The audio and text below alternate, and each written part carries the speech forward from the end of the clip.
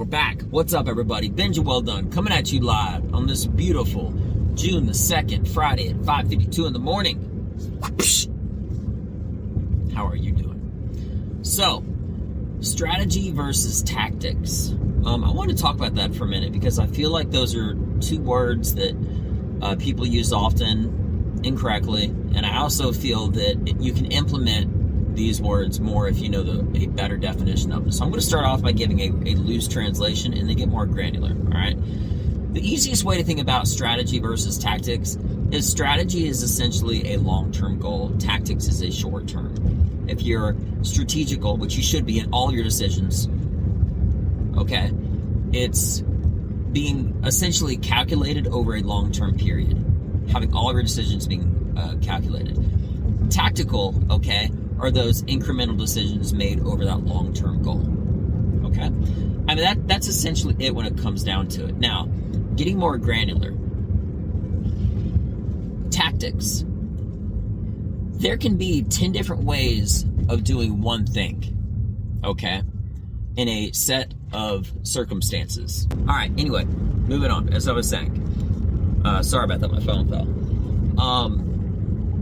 So there could be 10 different ways of doing any one thing for a certain formula, a certain set of circumstances, okay?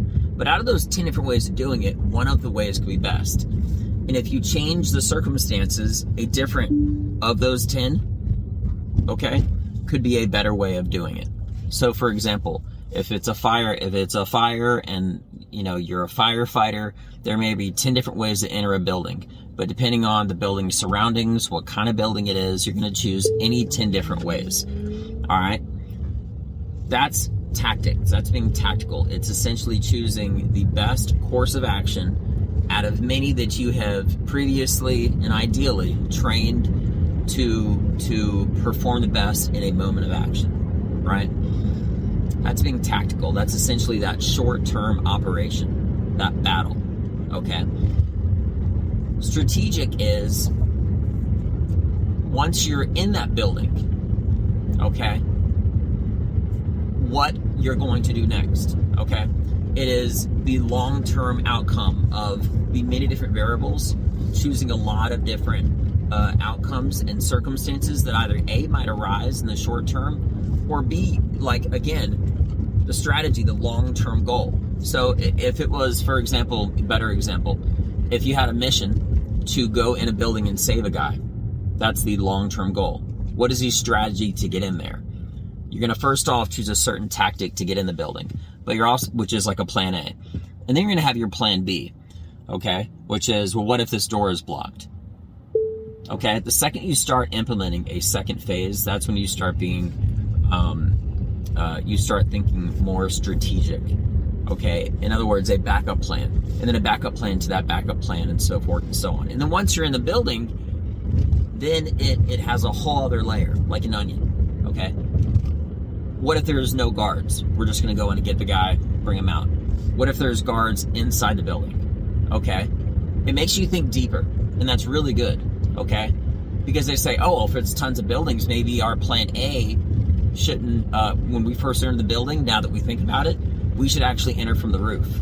We should use a helicopter to land on the building, and we'll do it that way, which is actually the number one reason why a lot of entries in a military and police scenario in a building, they're usually enter from the roof because, it's really ideal. It's great. But anyway, so I just wanted to address that because I think that the only way to make decisions and to be serious and to have a best course of action is A and B combined together. It's being tactical, having a set of circumstances that you already have the best, most efficient plan. So you're no longer thinking in action. You're just moving. You're just doing in action. Okay? And also having being strategic, which is over a long period, and not just that, having an A plan, a B plan, a C plan, right? Having everything layered in possibilities. That is your strategy for entering this building. in this scenario, this thing that I'm talking about can be broken up into bigger circumstances, such as how you're going to strategize to make your week as optimal as possible. Okay? All right. So again, if you just break it down to, it could be week, it could be year, it could be the next 10 years. What's your 10-year strategy? Okay? Well, I got all these different minor goals, as civilians call them, right?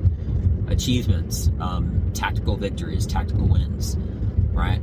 But whenever you add one more layer to your plan, essentially, you're being strategical. So, like I said, the reason I want to say that is because I feel like a lot of people don't understand the difference of it. But realistically, you should be using, and not just using, but implementing being strategical and tactical. I said in reverse order, like short term first. Tactical and strategical. You always want to be strategical first. I apologize. But what I'm saying is that you're always implementing the tactical first. You know what I mean? So, you know, that I just had to say that because I feel like too many people use these words incorrectly. And secondarily, I feel like they could actually implement their strategies and tactics even better if they had a better understanding of the word. So maybe something that I said made your day a little bit better, maybe a little made it smarter, and hopefully more efficient, because that's the whole purpose of being tactical and strategical. So with that being mentioned, I hope everybody has a beautiful, strategical, tactical day. Short-term, long-term wins. I'm Benj Well Done. Check me out. Peace.